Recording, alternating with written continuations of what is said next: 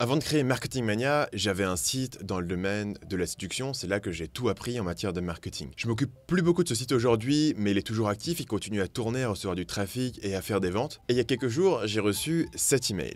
L'email vient d'un monsieur qui a 43 ans, il est marié, a 2 enfants, et me demande mes conseils sur un problème qu'il rencontre avec sa femme. Je suppose que de votre point de vue, cet email est un peu étrange, vu que je n'ai que 25 ans, je ne suis pas marié, je n'ai pas d'enfant, et toutes ces informations sont clairement indiquées sur le site. Une façon de voir les choses, c'est que quand ce monsieur s'est marié il y a 15 ans, j'avais seulement 10 ans, et je pense qu'à l'époque, mon principal problème dans la vie, c'était de battre la Ligue Pokémon. Le plus étonnant, c'est que ce type d'email est loin d'être isolé. Je reçois fréquemment des emails de gens en théorie plus âgés et plus expérimentés que moi, qui me demandent mes conseils, que ce soit en marketing ou là où c'est vraiment le plus surprenant, dans les relations amoureuses. Ces gens pensent donc que j'ai la réponse à leurs questions. Et ce que je voudrais explorer avec vous, c'est d'où vient cette crédibilité. Pourquoi est-ce que j'apparais comme une source crédible aux yeux de ces gens-là, alors que vu de l'extérieur, ça paraîtrait pas évident. Donc dans cette vidéo, on va explorer ensemble les mécanismes psychologiques de la crédibilité sur le web, et je vous expliquerai comment les mettre en place dans votre propre marketing. D'abord, commençons par le point le plus évident, les diplômes. Est-ce que les diplômes sont importants pour établir votre crédibilité? Si vous êtes docteur ou avocat, peut-être, mais en dehors de ça, les diplômes vont pas faire grand-chose pour vous en termes de crédibilité sur Internet. Prenons un exemple simple. Vous êtes en train de regarder une de mes vidéos YouTube sur le marketing, peut-être même que vous êtes abonné à ma chaîne. Est-ce que vous savez quel diplôme j'ai? Qu'est-ce qui me qualifie à parler de marketing aujourd'hui devant vous? Et voici une question encore plus intéressante. Est-ce que vous vous êtes déjà posé la question? Est-ce que vous vous êtes déjà demandé son contenu a l'air intéressant, mais je vais quand même vérifier qu'il a bien un diplôme de marketing avant de m'abonner à sa chaîne? Probablement pas. Et franchement, il n'y a que 2 groupes de personnes qui vont vraiment regarder les diplômes que vous avez.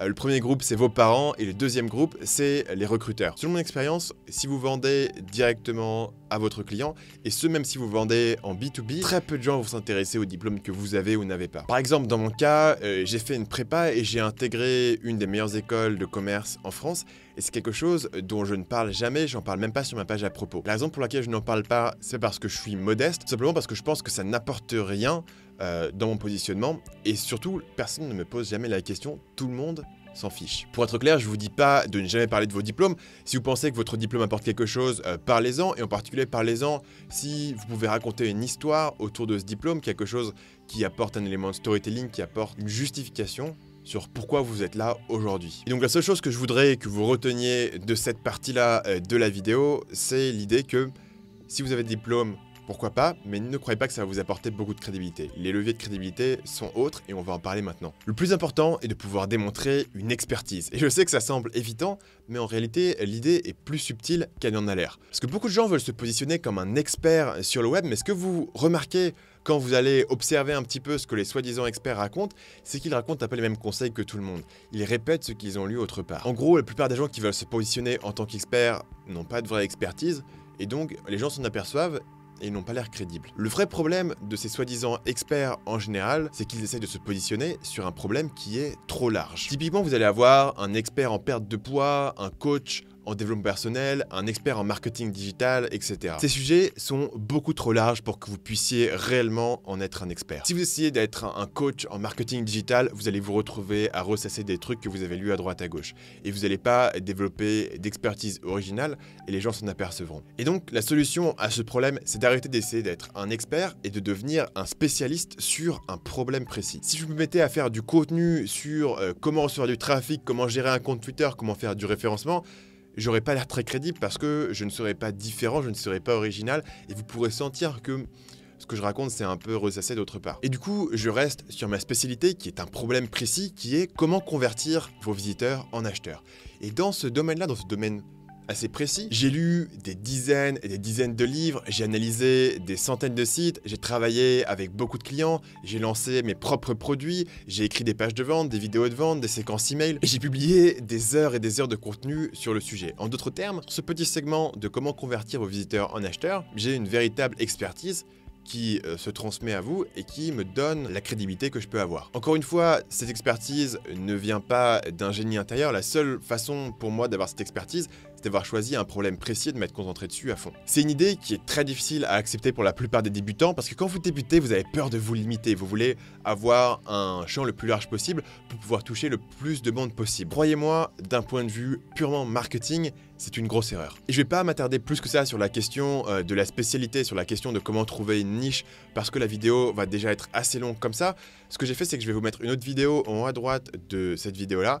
Vous pourrez aller voir une vidéo entière sur la question de comment se spécialiser et comment trouver un segment de marché pour vous différencier et pour être crédible. Le second point indispensable est de donner des conseils applicables. Et encore une fois, vous allez dire que ça a l'air évident, et encore une fois, c'est plus subtil que ça en a l'air. Si vous expliquez à quelqu'un vos grandes théories, il peut être intrigué. Mais si vous pouvez convaincre quelqu'un de passer à l'action sur une action très simple, très basique et lui donner un résultat concret aujourd'hui, cette personne va se dire que vous êtes un génie absolu. C'est pas forcément évident parce que les conseils qui sont les plus utiles que vous pouvez donner à votre prospect sont parfois aussi les plus difficiles à appliquer. Par exemple, si vous voulez apprendre à un prospect comment perdre du poids, il est clair et net que la meilleure chose à faire, la meilleure méthode à suivre, c'est de lui donner un régime à suivre, plus une méthode de sport à faire tous les jours. Mais bien sûr, ce type de méthode demande plusieurs semaines avant de donner un résultat. De toute façon, la plupart des gens vont lâcher l'affaire au bout de quelques jours et donc n'auront jamais de résultat du tout. Et donc, d'un point de vue psychologique, vous devez trouver un moyen de pousser les gens à passer l'action, et une bonne façon de le faire, c'est de leur donner une petite action qu'ils peuvent faire en jour 1. Par exemple, on pourrait imaginer un programme de sport qui dure uniquement 5 minutes par jour que vous pourriez donner à votre prospect. Est-ce que ce programme est optimal d'un point de vue de remise en forme? Non. Mais si vous pouvez redonner confiance en soi à un prospect et lui redonner l'habitude de faire de l'activité physique, c'est un résultat que les gens peuvent avoir en seulement quelques jours. Pour prendre un autre exemple, un de mes conseils les plus simples sur mon site de séduction était le suivant. Faites l'effort de vous tenir droit pendant une journée complète et remarquez si les gens vous traitent différemment. C'est un conseil simple que n'importe qui peut appliquer et avoir des résultats immédiats. Et d'ailleurs, je vous conseille de l'essayer, il est assez intéressant. L'idée ici, c'est qu'une fois que les gens commencent à suivre vos conseils, vous allez activer ce que j'appelle la loi d'expansion du gourou. C'est-à-dire qu'une fois que les gens ont commencé à avoir des résultats avec vos conseils, ils vont vous demander de plus de conseils, au point qu'ils vont commencer à vous demander des conseils dans des domaines sur lesquels vous n'êtes même pas expert. Typiquement, c'est ce que je vous ai montré en début de vidéo. Ce monsieur a probablement suivi mes conseils de séduction, les a trouvés efficaces, et tout d'un coup, il suppose que je suis qualifié pour lui donner des conseils sur son couple. Il faut d'ailleurs y faire attention parce que je dois régulièrement dire aux gens qu'ils me posent des questions sur un domaine où je ne suis pas qualifié. En l'occurrence, c'est ce qui s'est passé, je ne suis pas qualifié pour dire à quelqu'un qui a été marié pendant 15 ans que faire. En un sens, je suis presque devenu trop crédible à ses yeux, ma crédibilité a surpassé mes vraies compétences. Et cette loi d'expansion du gourou est liée à un principe psychologique important qui s'appelle le biais de cohérence. Et si ça vous intéresse de creuser dans le biais de cohérence, j'ai enregistré un podcast audio entier sur ce sujet-là que vous pouvez retrouver en cliquant sur le lien qui va se trouver en haut à droite de cette vidéo. Troisième méthode pour établir votre crédibilité, c'est le storytelling. Ce que je veux que vous me racontiez, c'est comment et surtout pourquoi est-ce que vous avez développé la spécialité que vous avez aujourd'hui. Bien souvent, le simple fait de raconter votre histoire vous rend plus crédible, parce que je comprends comment vous en êtes arrivé là. C'est un biais psychologique humain qui s'appelle le biais narratif. Par exemple, dans ma vidéo récente sur Tim Ferriss, je vous ai montré comment il utilise son histoire pour justifier sa crédibilité sur le domaine de l'efficacité au travail. La quatrième façon d'établir votre crédibilité, et franchement celle qui est la moins intéressante pour moi dans cette vidéo, c'est la preuve sociale. La preuve sociale, c'est l'idée que vous allez me montrer que d'autres personnes vous font confiance et que donc je devrais vous faire confiance. La plupart des gens ont une vision très simpliste de la preuve sociale où ils vont simplement afficher des témoignages sur leur site.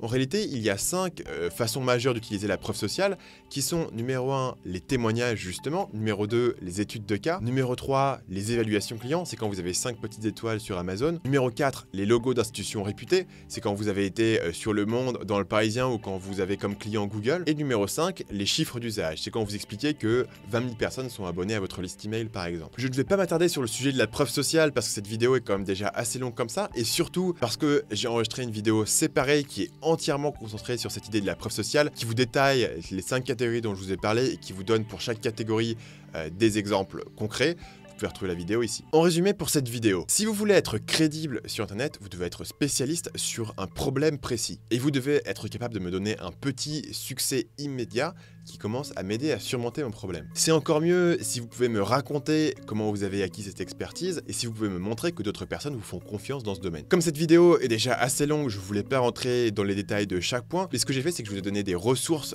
complètes qui vous permettent d'approfondir chacun de ces 4 points dont on a parlé, que vous pouvez retrouver ici en haut à droite, et bien sûr tous les liens seront également dans la description. Si vous n'êtes pas encore abonné à cette chaîne, faites-le maintenant en cliquant sur le bouton qui se trouve ici. Si vous êtes un fidèle abonné, laissez-moi un like et laissez-moi un commentaire, je suis curieux d'avoir votre avis. Et puis si vous avez un site web et que vous voulez vendre plus efficacement, j'ai préparé pour vous un guide qui s'appelle le guide ultime du site web persuasif qui vous permet d'appliquer tous ces principes de persuasion de façon concrète sur votre site, que vous pouvez télécharger en cliquant sur le bouton qui se retrouve en dessous de moi.